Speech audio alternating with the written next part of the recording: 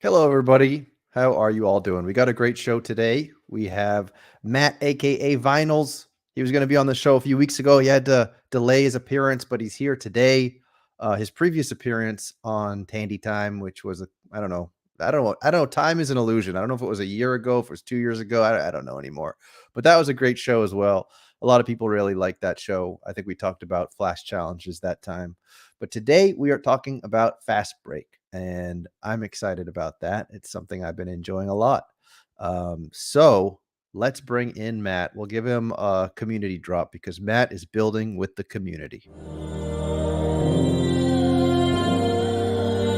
We love the community. Hello, Matt. Hey, everybody.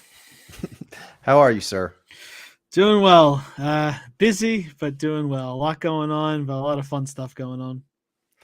I'm sure. I'm sure people have a lot of questions for you. There's probably a lot of things we could talk about in terms of Fast Break. I think one of the first questions I have about Fast Break is just how did we get here? How did we go from the wheel, from flash challenges, from a time where flash challenges were sort of a huge craze, kind of died down, had the wheel. I don't know where the wheel fits in there, but now we have Fast Break. And I just feel like the evolution towards Fast Break has been a great one. And I'm wondering like how we got here and what lessons were learned on the way. Yeah, it's a great question. I mean, we've learned so many lessons. I think flash challenges, when they first started, it was just like the first game on Top Shot that, was really, truly, you had to watch the game, see what was going on, and, racing to the marketplace to try to get the right players before they skyrocketed in value. I always talk about like Lou Dort and Will Barton in the early days, like a Will Barton Top Shot debut going for $120, or Aaron Wiggins more than that. Going crazy, and yeah, like just wild stuff. And we definitely had too many moments come out, and flash challenges started to become, something of a cat and mouse game, to the point where it became known lovingly or hatingly as Matt Bingo. And, I think a lot of that was just like trying to make it so that the game was still fun and engaging, that you had to like chase after things, because if we didn't start changing things around, like everybody already had what they needed. It was, it was no fun. It was just like point, click, point, click, point, click. People didn't need to watch the games anymore, which was the whole point of it. Like you need to watch the games and enjoy them. So, we've tried over and over to make flash challenges work in all different ways. And, we got to a point where we're like, all right, we need to try something else. And I had come up with this concept actually last season, and we tested it with the VIPs during WNBA playoffs. Not this season, but like literally last season, we tested it with them, and it was like, pick 5, WNBA players that are playing tonight that are going to combine for 60 points, and we gave out packs, and that was like the first test of it. And then we started working behind the scenes, like trying to get it into a deck and present it to the league, and just this whole concept of putting a team together where you have to hit a target. It was a game that didn't encroach on any of the league's partners DFS products. It didn't encroach on NFT partners products. It was something new and different, and so we were able to get it through the original few conversations, and then we actually tested it internally on a very low scale for last season's playoffs.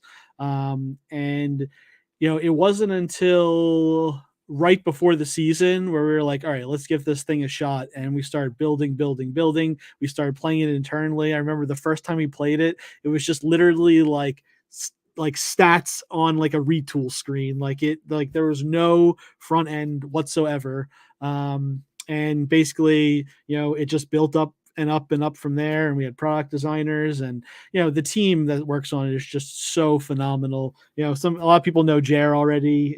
He talked on the Flow open house about going on chain, and I don't know if I want to give away the other devs, but we have 2 front end devs that are just absolutely incredible. Everything you see on the screen, they build piece by piece, painstakingly, and they're just absolutely phenomenal what they do, and you can see the fruits of their labor, and it's only going to get better from here. So that's sort of like how we got there. And then the main thing we wanted with Fast Break, which Flash Challenges couldn't really do, was we wanted something that was something you played alongside with your collectibles, something that if you have a great collection of great players, then you have what you need to play this game and have fun and get prizes and all that great stuff. And in Flash Challenges, there were so many pumps and dumps. There were a lot of people who were left holding moments that they didn't even want, but they just got it. And people were playing for like base set packs back then. Like it was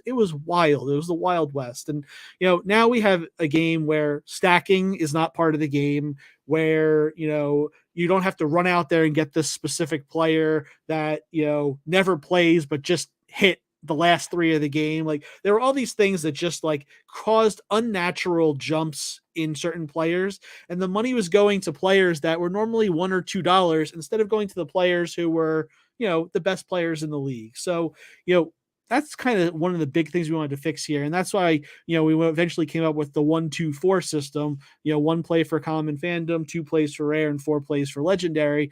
And the stats are built in a way that you're most likely going to go gravitate toward those best players in the league, those top 30, top 40 players in the league. Now, if you think about it, we have 30 teams and 5 starters. So we have 150 starters in the league. And so you have to have a deep collection, but you also have to have a multi-tier collection in some regards to really, really compete for that top spot. So that's kind of what we were going for in the changeover from, what we saw in Flash Challenges to where we are now with Fast Break. Yeah, it definitely feels a lot different. It definitely feels like you're not chasing the chicken around the backyard trying to catch him. And it's gravitating toward the best players in the league, which is, I think, what a lot of people were wishing Fast Challengers could be more like for a long time. And shout out to Pack Drip. I remember he was talking about this a long time ago. So it is good to see that. I think that represents a more healthy economy, and it makes more sense as a collectible. You don't see that kind of thing in any other physical collectible, let's say for the NBA, where all of a sudden a Will Barton card is worth $300 for 2 weeks and then it's back to $1. That doesn't happen. So yeah, that definitely was unnatural. Is there, when you look at the data, are there certain metrics that are standing out right now where you can like compare to what metrics looked like in the past? Now, obviously it's harder because a different user base, but are those metrics sort of giving you confidence that you're like on the right track here with this game? Yeah. So, when Flash Challenges started, we're talking about the end of 2022, and the market was still, pumping pretty good at that point. There were days where Flash Challenge P2P sales would be 35% of all P2P sales for a given day, sometimes higher. And so, I don't think the point of Fast Break is to get high volume. It's to evolve people's collections. We've always had this idea that we've talked about of, hey, people come in with commons. It's easy to get into. It's not extremely expensive, but eventually you're going to want to, maybe sell the commons you don't want and, pool that money together to move up to a rare of a player you do want. And then you do the same thing with rares and pool up to a legendary player you want. And, we're seeing this happen a lot in Fast Break, and something we're tracking really closely, which is basically, hey, how many people are buying rares that didn't used to buy rares? How many people are buying legendary moments that didn't buy rare moments? And we're seeing hundreds of people make their first purchase at a tier that they previously weren't buying in. And so, as people start expanding their collections and going for different tiers, it gets pretty interesting to follow and see what people are doing with their collections. So that's one thing we follow a lot. Another big one is, daily active players. And, that one's really important for us. And obviously we've had, we started with 55 people in our first play test. And then we went up to like 300, and then we went up to like 1,500, and then 3,000. And then this last one, we had 6,000 people invited. And, every time the percentage of people invited actually playing goes down slightly, but we're also adding into those invite lists a lot of people who have, not used the product in a while as a way to say, hey, we have this new thing, come check it out, come back and test the waters. And some do, some don't. And we're going to keep trying that. We're going to keep trying to reach out to people who used to play Flash challenges, who used to do set challenges, who used to use the product quite a bit, that, have big collections still, but just haven't been active, trying to bring them in.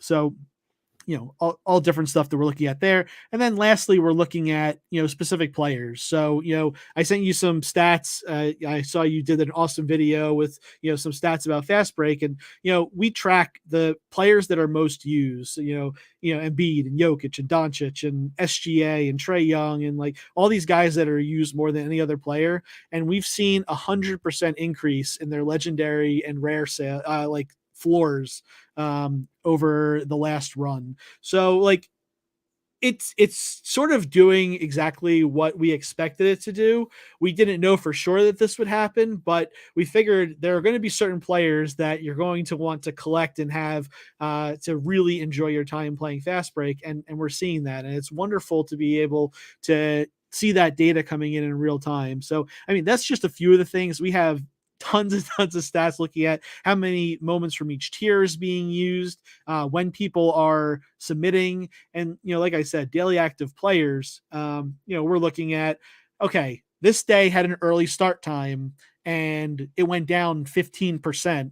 Can we connected to anything but this early start time? And there were at least 5 days in the last 2 runs where this was like extremely prevalent, and we're like, all right, this is clearly an issue. People are not making it in time for 9 a.m. on the West Coast to get in. So I think the introduction of dynamic lineups, I know there's a lot of discussion about the idea of adding a player in or removing a player. But to me, the best part of dynamic lineups is that somebody on the West Coast that misses the 9 a.m. or the noon game can still play Fast Break that day with the players that haven't played yet. That to me is the very best part of it, and the part that I am most keen to keep in the game. But we have to test everything. And, the team has just gone above and beyond to build out, dynamic lineups and the ability to do that. And we're going to see it, go live today, and we're going to be able to pull all the data. We're going to know how many people used it. We're going to see if it was an advantage or a disadvantage to them. We're going to be able to track all these things. Our data team's on top of it. They're going to be able to see, the other thing is like, hey, I am behind and it's later in the run and I don't have a Luka Rare, but Luca is playing the last game and he's going to help get me there. I'm going to go grab a Luca. So we want to know that too. So like there's all different ways to look at this, and some may be good, some may be bad, but we're going to learn. And that's what we've been doing since we had 55 people, getting feedback and learning, working with the community every step of the way. Tandy, I think you've been in that playtesting channel since the start. So you've seen this collaboration since it was a really small group of collectors to, what we have now, which is, basically a main light channel where, it's just constant conversation, and the passion and all of that is just so phenomenal to see. And, I love every minute of it. Sometimes it gets a little spicy, but, it's still fun. Yeah, I think it's great. I think spicy is better than, cold milk toast or whatever the opposite of spicy is. But, one thing actually I was thinking about, and I don't know if this is not the current focus, or maybe this is too much in the future, but like you mentioned something about daily active users. Now, I would imagine that the number of people logging into Top Shot every day is like as high as it's ever been in, for a very long time for obvious reasons. Is there thinking there about like how you could somehow parlay that into something additional beyond the game? Like, I don't know, maybe this is like too much of a forward thinking question, but like I made this point recently, which is any website that can have, thousands of people hitting it at the same time. So be it a live queue as the Top Shot also has in the past or still has, and something like this. Are there thoughts of somehow using that and like building on it, or maybe even building on it in like a partnership sense? The game itself. No, I'm talking about, well, it could be related to the game itself, actually, like because there could be partnership related to the game itself. But also just the fact that you're creating something of value. You're creating a place on the internet where thousands of people are all going at the same time. Does that make sense? I don't know if I'm making sense right now. I think I understand what you mean. You're basically like, will this parlay into something bigger within the product, aside from just fast break? Will bringing people in to play the game parlay into more people showing up for drops, more people being active on the platform on a day-to-day basis? Is that the type of thing you're Yeah, I asking think so. about? I mean, Mets is kind of bringing up the idea, like having an audience, and then that gives you opportunity to monetize it. It makes it more attractive to other partners. I feel like I might be getting ahead of myself because, I know right now the focus is the game, but I'm just curious if you had any thoughts on that. Yeah. Okay. So yeah, thank you, Jay. That makes it a lot easier. So we have not had those conversations yet.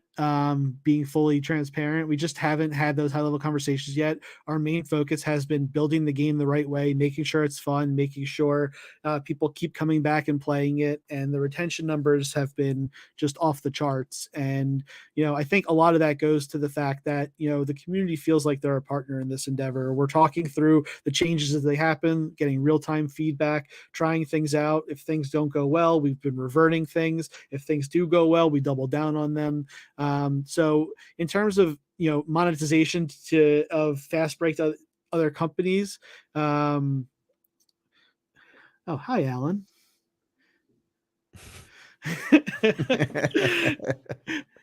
Hey, Yeah, Jay, you can have ad space. Jay Metz's fast break picks. We'll put it right on the bottom on the banner.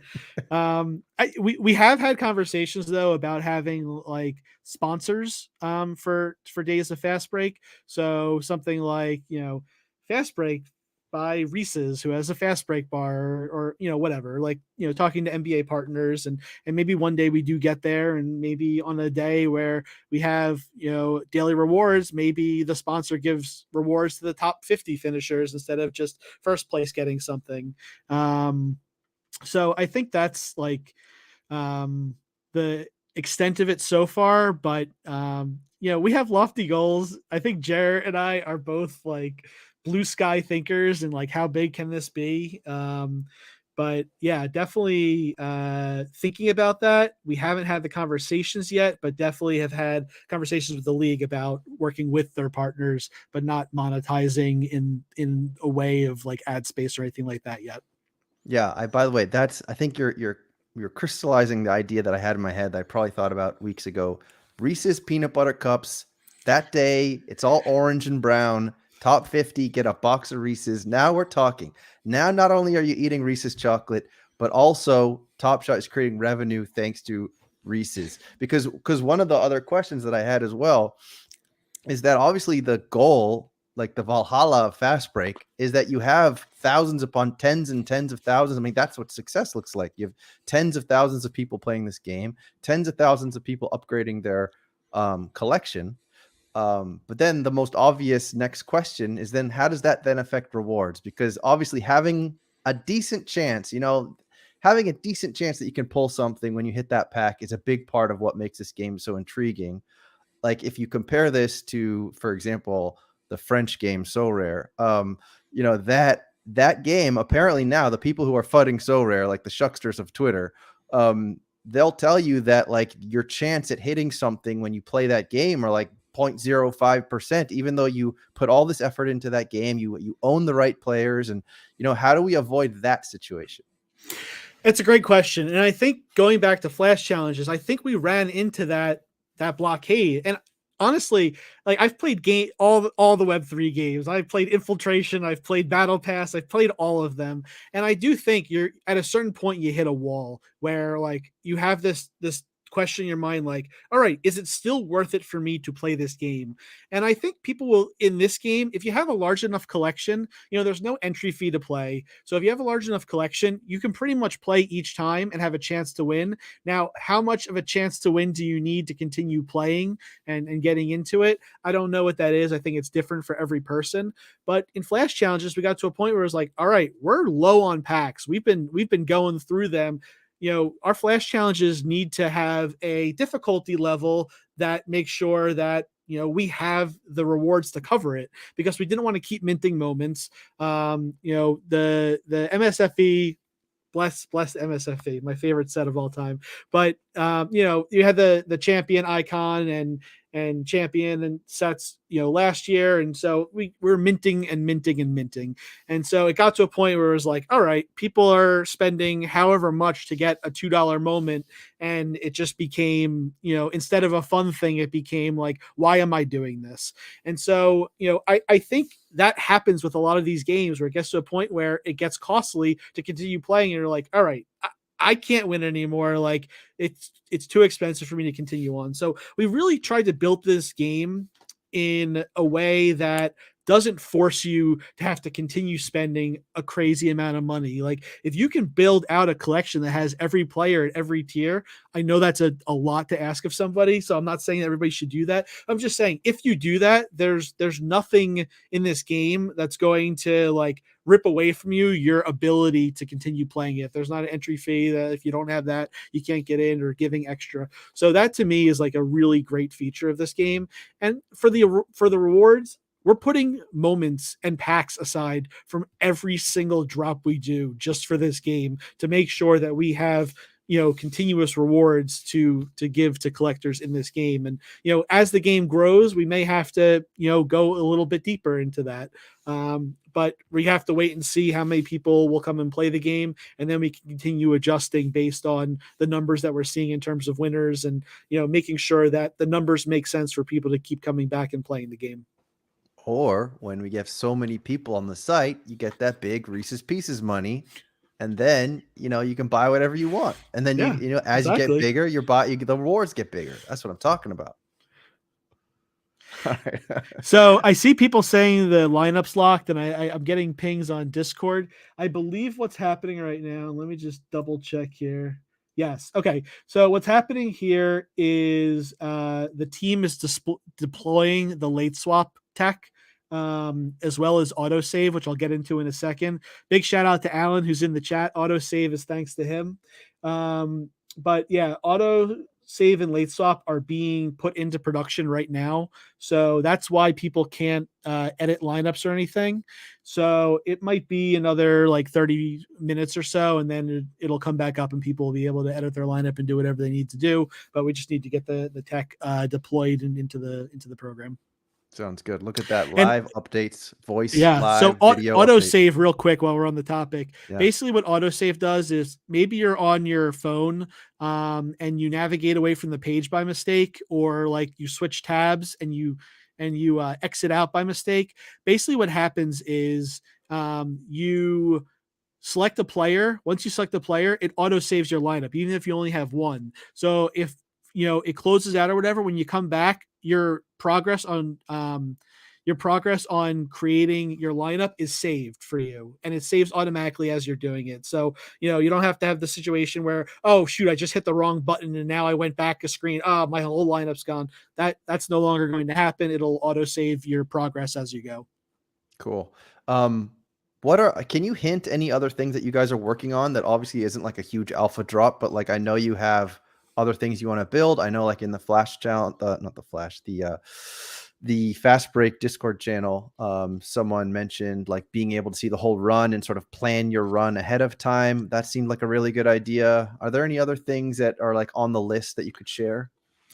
Yeah, so that one is one we definitely want to do. We also want to have more stats. I mean, any fantasy game out there, you have all the stats at your fingertips. We want to get last 10, last 5. We want those type of stats to be toggleable in the player selection screen. So the people who want more information, we want to provide all that. We want to provide a toggle on multi-stat days. So if it's blocks and steals, you can sort the guys by the top blocks and then sort the guys by the top steals. Right now, you can't do that. It's just by whatever the first one is, it's sorted by that. So, just want to make sure that, all the information is available to people. On top of that, we're going to be continuing to enhance our sharing capabilities, making it so, people are able to show off the moments that they're using on, the back end of things, and making it a lot more tied into people's collections. So that's something we definitely want to do. We want to be able to provide the percentages of the player ownerships each night. So people are like, I think that's a question that happens all the time is like, hey, how many people played Jalen Brunson tonight? We want to have the stats up there so people can quickly see how many people played each player. So I think those are some of like the near term things, and then I think we're probably working on ways with how Onchain is going to affect things. Maybe creating lobbies where people can create their own fast break game on top of our fast break game, or have PvP matchups, head-to-head matchups. Somebody had an amazing idea on X, and I really hope it comes to fruition, which is take the top 64 players whenever the previous run was, and have them do a March Madness style bracket that everybody can watch and cheer for. Like that sort of stuff just gets me so excited, because the composability of having Onchain allows us to do all these cool things that a lot of people haven't gotten to do yet. And so just really excited where it can go. And, we'll keep sharing more and more as things materialize. But I think those are some of like the near term goals that we're working on right now. Cool. I know that Steve is going to be really excited that you'll be able to show off the moments that are underlying. I know he really, really wanted that, as well as other people. That's cool. I'm very curious too about this on-chain stuff, about like what ideas people have. Are there any other interesting things that people have already like reached out to you, like bigger techie brains than me, about like ideas they have for doing stuff on chain? So, there's a few ideas. There's, people can create basically a stat service that plugs directly into what the stat of the night is, and have the projections of each player. And their projections may be different than the projections that we're pulling, because projections that we're pulling aren't actually projections. Obviously, they're just the player's average stats, which is why it's important that we get the last 5, the last 10. Rosters change, people get hurt, things are different in certain periods of time. It's good to be able to see those things. So that's one of the things. I think another thing that and we haven't had a lot of the conversations yet. We're working with the Flow team to work with a lot of different partners. What we'd love to see happen is have a situation where Flowvatar, awesome project on Flow, is like, hey, we want to do like a Flowvatar night, and the winner is going to get a Flowvatar. Like we want to be able to do stuff like that with our partners. Or Mattel would be amazing. Luke and I met with somebody from Mattel, and we were like, hey, it would be really cool if we could do like a fast break car that people could win. Just all these cool things with partners on Flow are things that can happen because they can get the results, they can contact the people, and it can be sent right to their wallet directly from our partners. So that's something that's really cool that we're hoping to see with Onchain. And then of course there's the, all the people who want to do head to head, who want to, put up moments and do all these cool things. I can't wait to see what people build on top of it. But the key to the whole thing is this Oracle that Jer built. And Oracle is basically an API, but for a blockchain. And so we're able to share data through this Oracle that people who have access to the Oracle can pull in the data, just like an API from a website, and have that data populate. So as things happen in FastBreak, people can get that data in real time. And if they have their own games, like think of it like ESPN, for example. This isn't really a good example of like an API Oracle, but it gets the point across about the way it works. You create a site, it's called, FastBreak, whatever. And your site is basically a way that people can create their own FastBreak leagues. And we provide the data to build those leagues. And so people can have like 12-person leagues and they can put up whatever they want for it, just like a fantasy football league in ESPN. Like that's what we're building toward. We want everyone to be able to have the freedom to build the FastBreak game they want to play. So that is like the blue sky future version of what's going to happen here. And we're not as far away as it may seem because Jer's a magician. Yeah, I mean, I must say, like, it is kind of super surprising the speed at which things are happening and sort of the look and feel. It almost felt like, I don't know, like something brand new. Like it was such a surprise, in my opinion. Such a surprise, a positive surprise.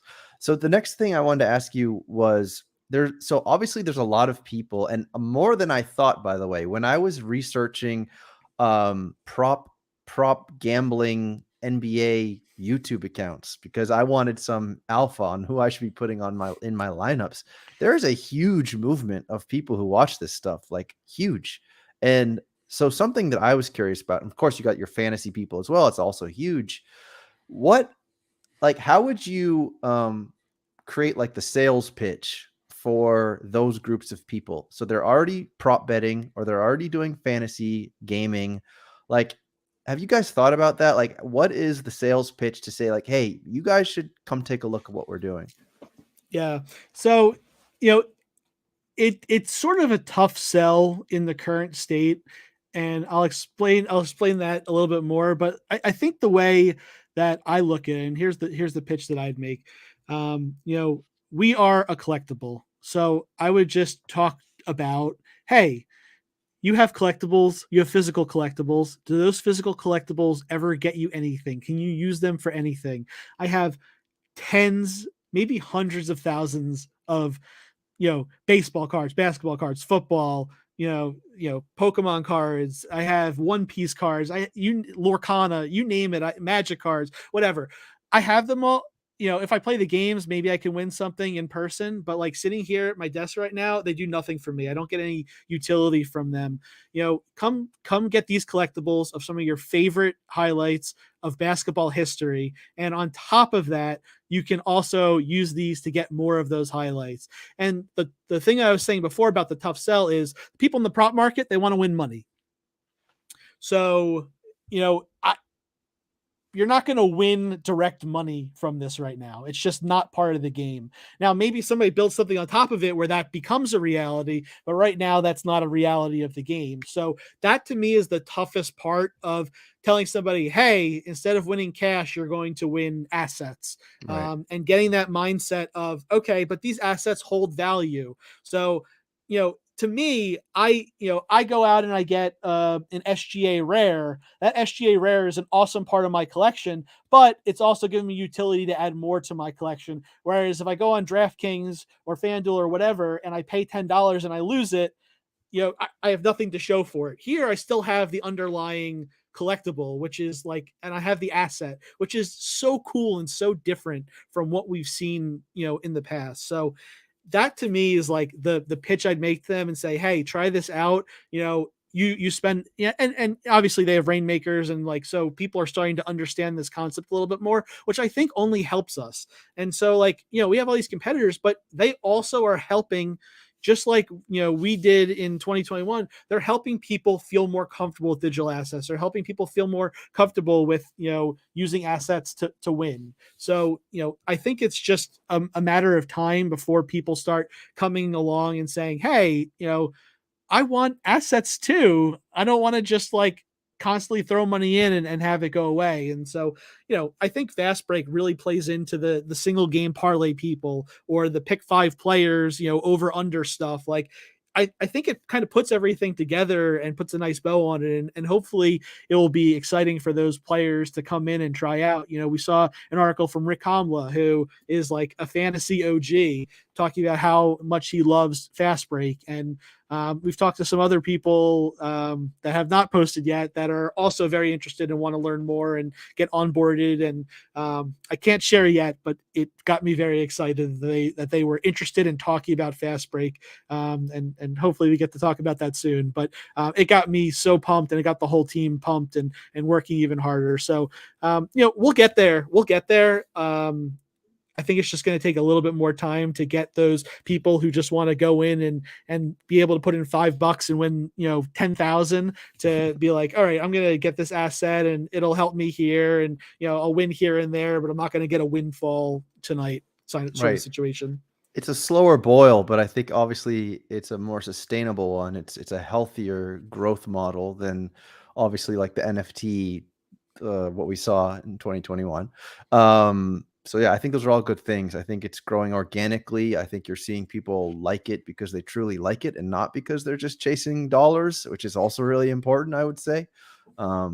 Yeah, but we got a little sticker from Jump Shoot. So thank you, Jump Shoot. Ice cream so good. Yes, yes, yes. Strong woman. And there was another question somebody asked up here, which I saw Mets ask about my shirt. It's a company called Mirrored Image. It's called Legends. It's a company out of LA that actually has a lot of NBA player ownership in it. Definitely check it out. Love it. Okay. So someone asked about the app. That was a question that I also had, which was, when do you think we're going to see app integration of FastBreak? Yeah, it's a great question. We've talked to the mobile team. Jared and I onboarded them to Fast Break, got them all playing, got them hooked, and they're like, all right, we gotta figure out how to get this on the app. So I think the conversations have started. In terms of like when it'll be there, I don't have any time frame on that, but I do know they're thinking about ways that it could be native in the app. So right now we have push notifications on the app that are like, hey, lock is in 30 minutes. Make sure you get your lineup in. Obviously that's going to change this run because you don't have to get it in by the first one, but we're still going to tell people, hey, first game start at this time. And maybe we'll have additional push notifications to just let people know. So once you tap that in the app, it actually opens into your mobile web. It doesn't open into the app. So We're hoping that at a certain point, sooner than later, it's going to open directly into the app and you can do everything in the app. Giving everybody a reason to make sure they have the app downloaded.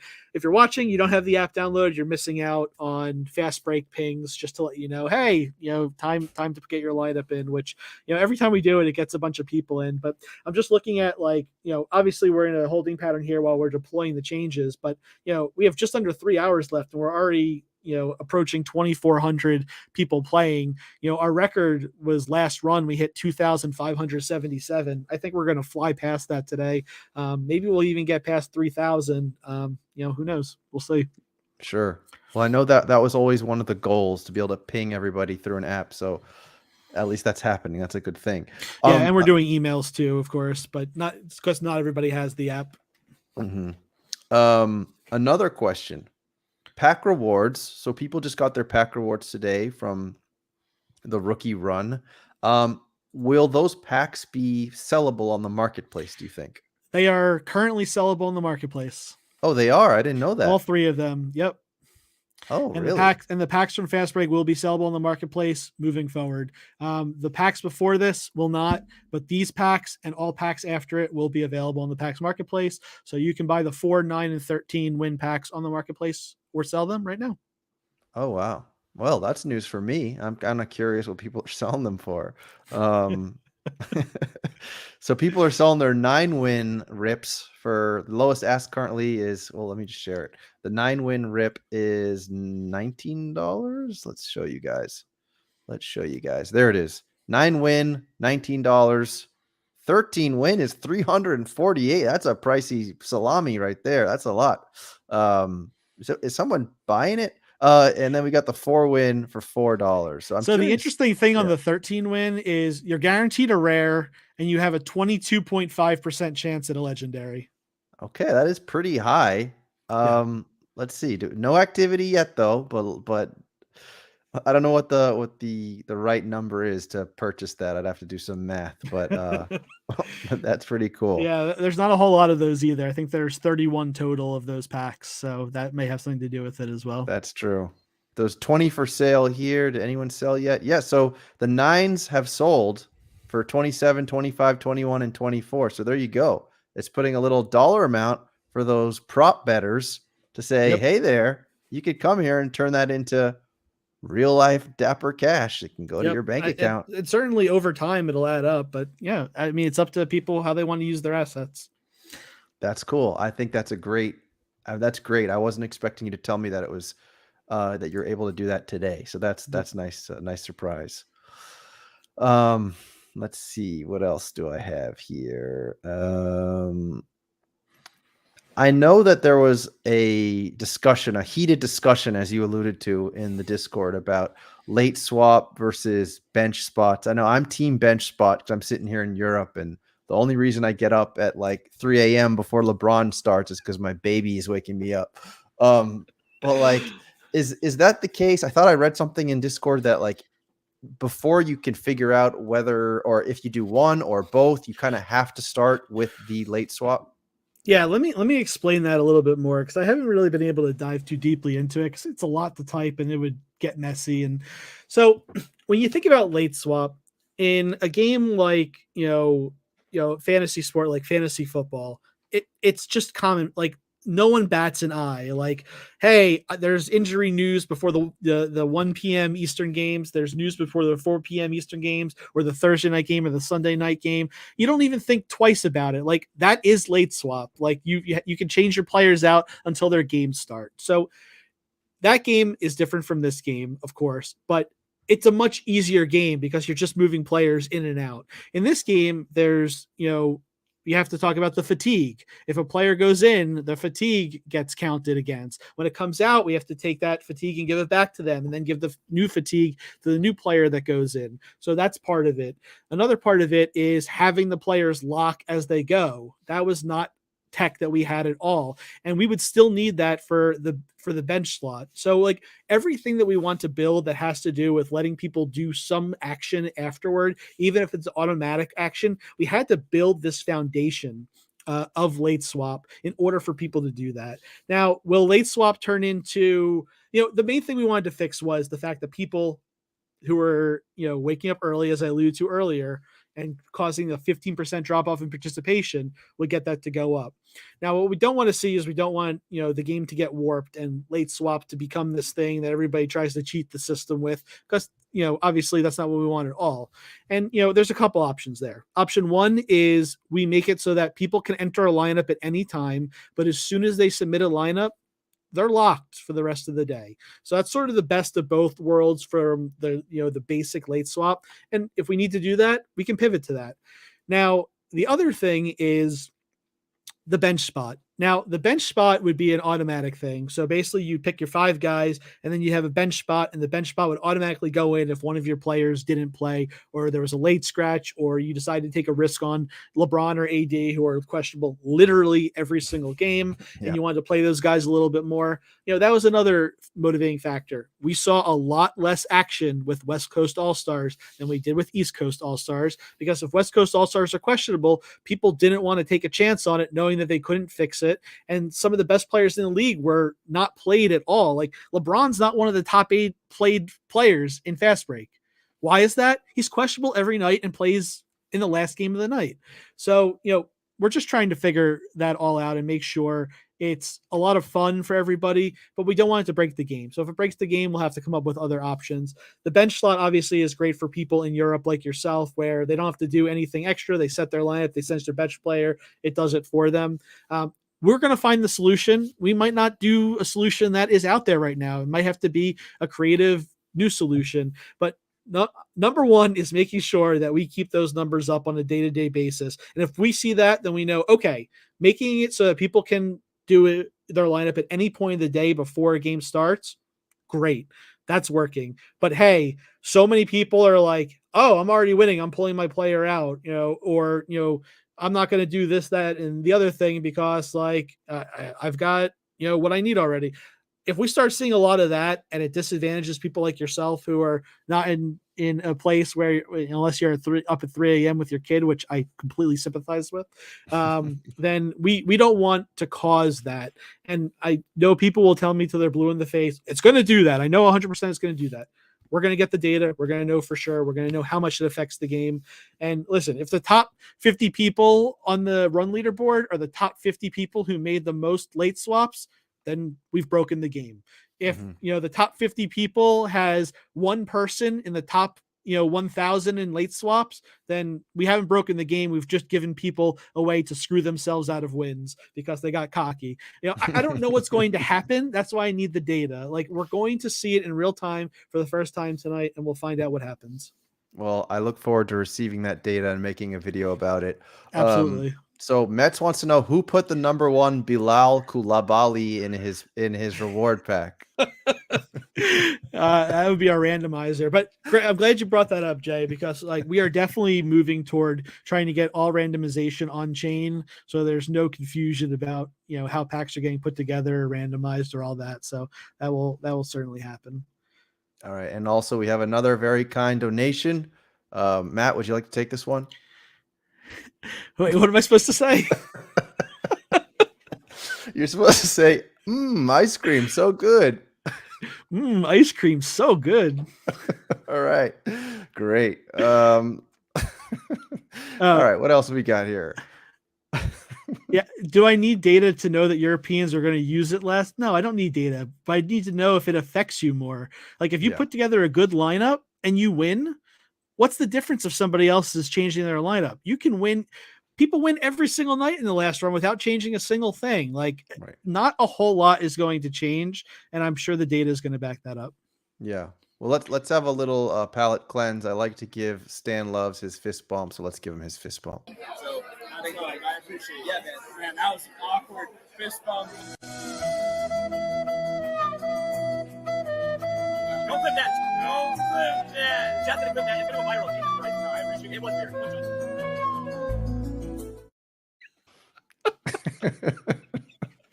We need more. We need more footage of things like that. I've somehow never seen that before. That's amazing. Yeah. Well, so we miss good. you, Judgy. Come back to streaming. Yeah. Let's see. What else do we got here?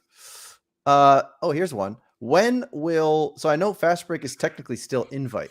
When do you anticipate that it'll just be public? You'll hit the top spot. Great question. I'd say we're getting pretty close to it. Right now, if you have a account and you are not currently in the game, there's a waitlist button.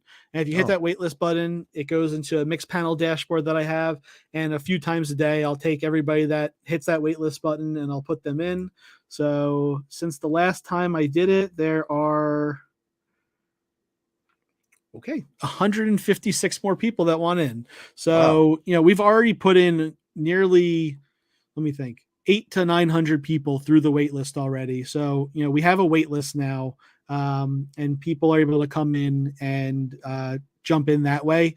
In terms of just like opening it and sending emails out and tweeting, everything and having it on the homepage and having a campaign around it, I think we're still several weeks away, but hopefully sooner than later. And have it going as a full on public open for the remainder of the season after that. But all the learnings that we're getting from this season will give us time over the off season to make sure we continue polishing it up, making it look amazing. So when it comes back for the next season, it's the best it's ever been. And so, we've been taking it step by step. Have there been any thoughts of when you have these people asking to get in to somehow have some way of knowing like how they got there? Like who told them? Was it, to sort of track Yeah, so where it's coming? So we do have some tracking set up. So like if somebody shares their lineup and somebody clicks into that lineup, there's actually a button there that says like play now, and actually brings them through. If they don't have an account, we'll bring them through an account creation screen. So we're able to see if new users come in that way. Of the clicks so far from new users, nearly 10% of them are signing up and creating an account just by clicking a share link, which is a great number, and hopefully we can keep that up. And so that's one way. Another way is word of mouth. We've had a lot of people that have been told by a friend, hey, go, first it was in the Discord, like, hey, go to this channel and put your Top Shot name. And now it's go to the FastBreak and site and, click the wait list. And then eventually it'll be, hey, just go here and play. So I think over time we'll probably add, onboarding components and, making it, seeing what it can and can't be for the product. That's great.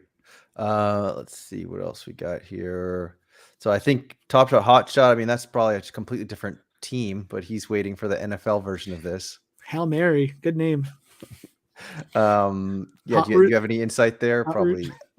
No insight there. I really don't spend any time with the NFL team. I'm 100% on the NBA team. I think if it goes well, I don't think it's out of the question. Yeah.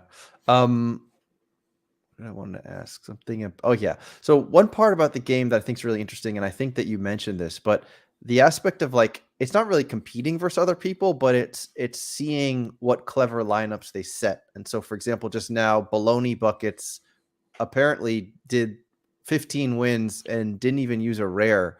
And so I, of course, was scratching my head, like, how is this person doing this? And I would have really liked to be able to somehow check their lineups.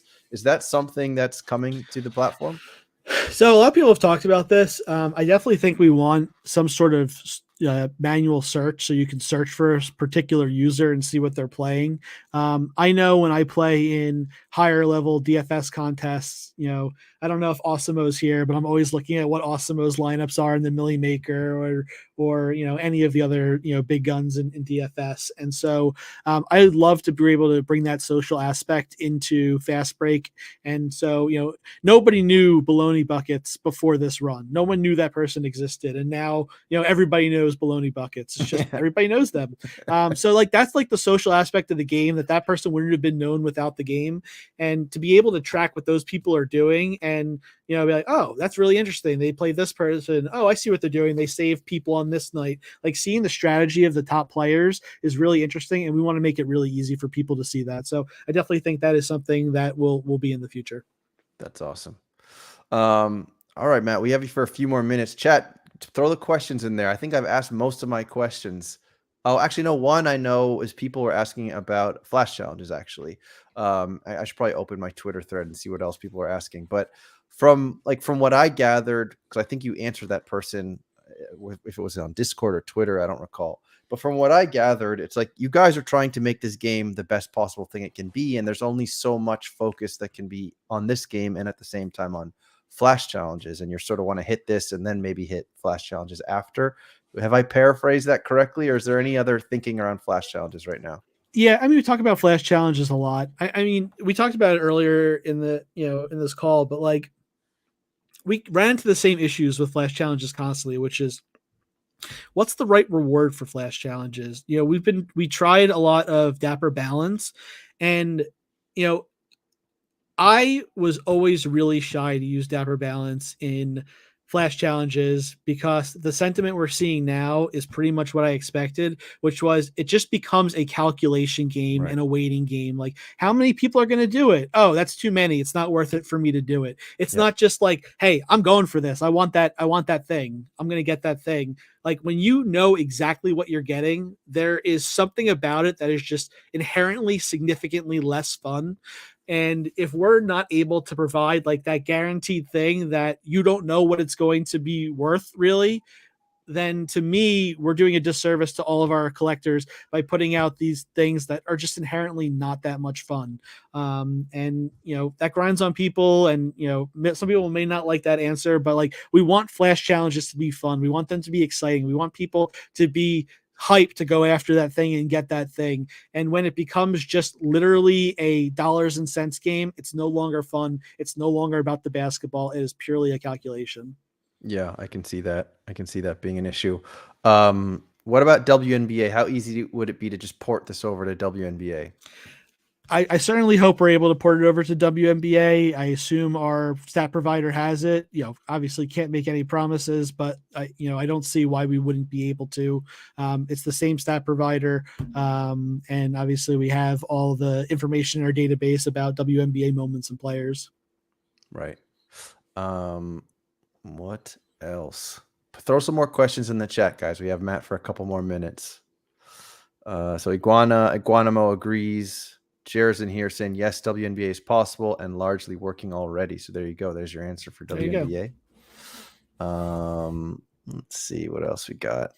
There were definitely a lot of questions earlier, but I was paying too much attention to our conversation and just missed all of them. Josh is asking, are there plans for games outside of fantasy? I don't know what kind of game would that be, Josh? Like Candy Crush with your moments, or? I remember Veerman had an awesome Top Shot moment matching game that he did for one of the hackathons. If you're into that sort of thing, it's funny. We talked about probably about a year ago when the craze was going on with, maybe it wasn't even a year ago, with like what are they called, the grids, where you had, so like we had like joked around like doing something like that, or just like a mindless game that would get people to come and play the game. But I don't think there's anything that has major traction as another game outside of FastBreak right now. And also, it just feels like you somehow put the perfect like ingredients together. It's making sense in so many different ways. Like I wouldn't really understand why you'd move away or shift away from that at the moment. Let's see. Bod the Wine. I feel like you talked about this the last time, but these are all wrestling figurines, right?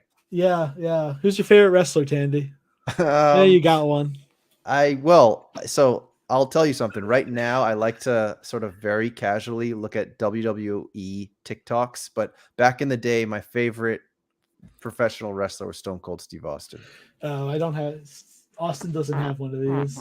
All right. Well, before him, so before WWE still owns him. Oh, so these are all wrestlers who WWE doesn't own? Correct. So they're past WWE wrestlers or wrestlers from other promotions aside from WWE. Well, I guess I don't know if WWE still owns like the rights to Macho Man, Hulk Hogan. Probably. So this entire row right here is all Macho Mans. Let's see. Here's a good one. All right. That's awesome. Yeah.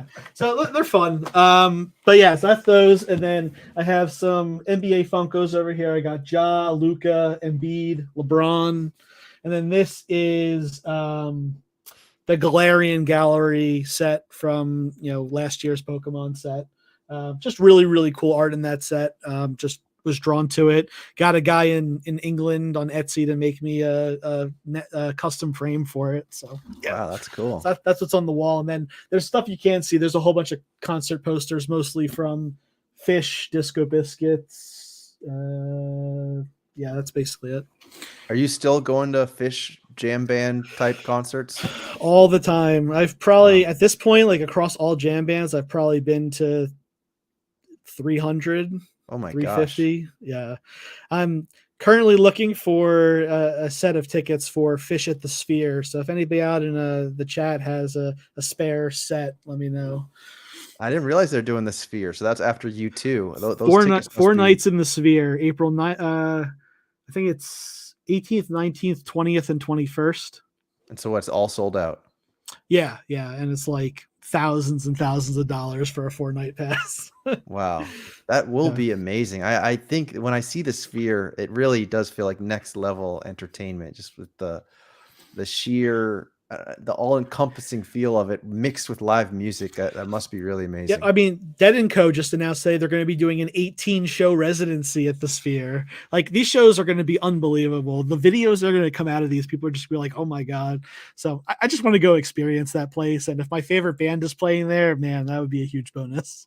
Yeah, I would love that I'll- too. When it comes down to it, I'll probably shell out and just go, but that's months away. I'll figure it out. But what actually, that's kind of an interesting other question is what, so when you're not working and you just need to turn your brain off, are you doing that with pro wrestling? Are you, what are you doing? Yeah, I'm a big into pro wrestling. Still big into cardboard. I still go on and buy Top Shot moments all the time. I think aside from that, I love gaming. Right now, everybody's trying to get me to play Pal World, and there's no way I have enough time to play that game, as amazing as it looks. I always play Hearthstone. I love Clash Royale for just a mindless game on my phone, but I started playing it like at a much higher level. So, that's kind of how I turn my brain off at night and just sort of enjoy myself. But I mean, I have loved Top Shot since the day I laid eyes on it. And, a lot of times I have to pinch myself when I'm like sitting here at, 11 PM trying to figure out like what the right stats are based on the players and the matchups and what's going to be fun to watch. And like, I don't know. It's great.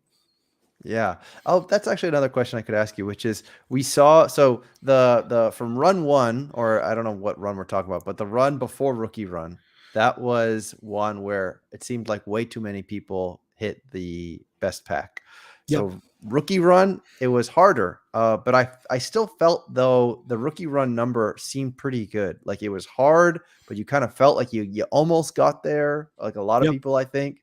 So where did we land now with this all-star run? So the all-star run is definitely somewhere in the middle of the two. It's certainly not as easy as 2 runs ago, and it's certainly not as hard as the rookie run. I think there are a couple in here that might surprise people based on the teams that are playing or how many teams are playing. A really sneaky one is the 5 players making 2 free throws. There's only 2 games that night. It's Super Bowl Sunday, so it's like 2 afternoon games. So that one's going to be sneaky tough. And then 150 is always tough to get 5 guys that all score 30 plus, or getting lucky with a Luka type guy, 73 points, or Embiid 70, whatever. So, it'll be interesting to see how it plays out. I think we have like a pretty good feel of what the stats need to be based on how many games are being played, based on the potential variance. I got ribbed quite a bit about the 25 3-pointers made. I still believe if Steph and Clay had played, it would have been fine, but probably won't go back up to that number again. It is a bit dicey, even with a big slate. Yeah, but I mean, I mentioned it in my last video. I think that there's something kind of interesting about making some super hard nights, because then you actually have to think about not using certain players and just taking the L. But at the same time, if you want to stay in Survivor, then do you go full throttle if you want to go for that daily reward? So there's like multiple ways to attack the game, which I think is kind of interesting. Absolutely. This is a common question. Based in chat. Go ahead. Vinyls. Yeah, Boston Base. Yeah, of course. I've been on PT since like day one, dude. Wait, PT, for those that don't know, is a jam band message board site called Fantasy Tour that has been around forever, and it's just like the greatest shit posting message board you've ever seen in your life in its heyday. It was addicting as hell. But yeah, I barely go on there anymore. But yes, absolutely on PT. Cool. So Bleezy asked about Baldur's Gate. I take it that must be some video game. Yeah, Baldur's Gate is like a D&D RPG, like MMORPG, like Dungeons and Dragons. I have not played it, but I've watched several hours of people playing it, and it looks really cool. I know if I get into an MMORPG, like my my family's gonna be like, where did he go? Yeah. But before I was married, before I had kids, like the hours I put into like a game like World of Warcraft or Star Wars or whatever, like I just don't have that time anymore. As much as they look amazing and want to play, yeah, Baldur's Gate is not fully RPG; is more of just like a regular RPG. But I just don't have time for an RPG. That actually is totally on an aside here, but I take it that when you were growing up, you played a crap load of video games, and Oh yeah. maybe looking back, you think to yourself, maybe I shouldn't have played as many hours of video games as I did. I don't know if you feel that way. I do. And then I get kind of worried, and I wonder what your thoughts are as a father. And I'm like, do I want my son to go down that same route? Because like I kind of regret it now, and I don't want him to. But so like I'm struggling with this idea right now. I already have him on the Switch. He's 3 years old. I already have him on the Switch playing Super Mario Wonder. So, All right, I well, might it's not too be the late. right person to ask. But yeah, no, I mean, like some of my fondest memories of as a kid was me and my brother and my dad Saturday mornings waking up and we'd watch like roller derby and like NWA on ESPN Classic, and then we would go play like Mike Tyson's Punch Out, or Great game.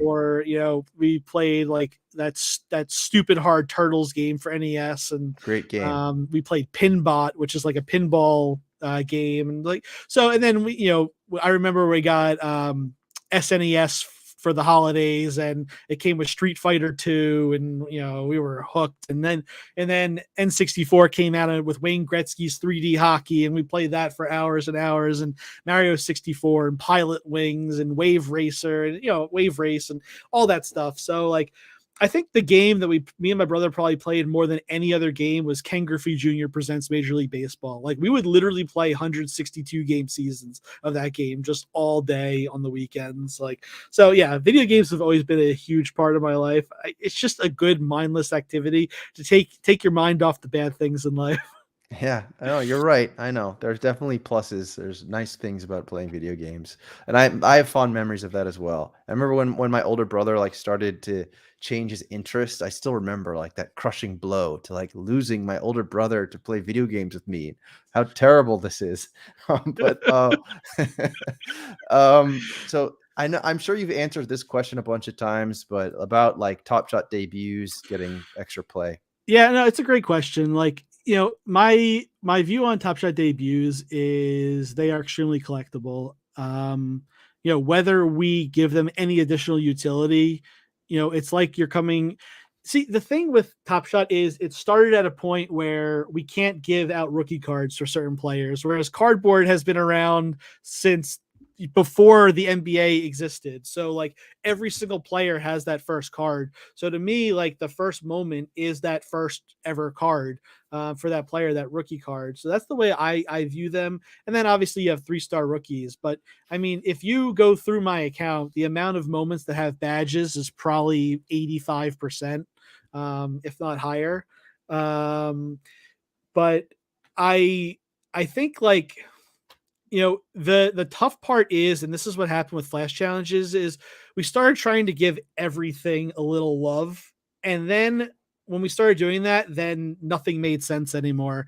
And we just have to be really careful not to do that here. And, we do have the ability already on the back end to do unlimited games simultaneously. So I do think there is an opportunity when we will have side games where we'll try out, like this game will be, you can only use Top Shot debuts. So like the Series 1 guys are going to be, huge because Top Shot debut 1 play, Top Shot debut rare 2 plays, maybe Kyle Anderson legendary who's got him still. But we could do that. We could do a run where, hey, you can use any common, but you can only use MGLEs for the rare tier, and you can only use Hollow Icon for the legendary tier. Like, we can do all those things already on the back end. It's just a matter of we have this base game that makes sense, and to start trying all those things in the base game is going to start having all sorts of unintended consequences. So let's test them in a separate game where everybody knows that the rules are different, and we can try all sorts of different things. Like, it's, you know, it's infinite. So the rules being consistent makes it easy to understand, easy for somebody to come in and play it, easy for somebody to explain it to their friend. If we're going to change that stuff, it's going to be inside games that will have their own prizes, and we'll try different things out, and we'll see what works and what doesn't work. But this main game, we have something that's working, that's simple, easy to understand. People can come in and play it immediately. They click the player. Oh, I don't have this player, I'm going to get it. It's so simple to understand, and I think that's what's really working for us right now.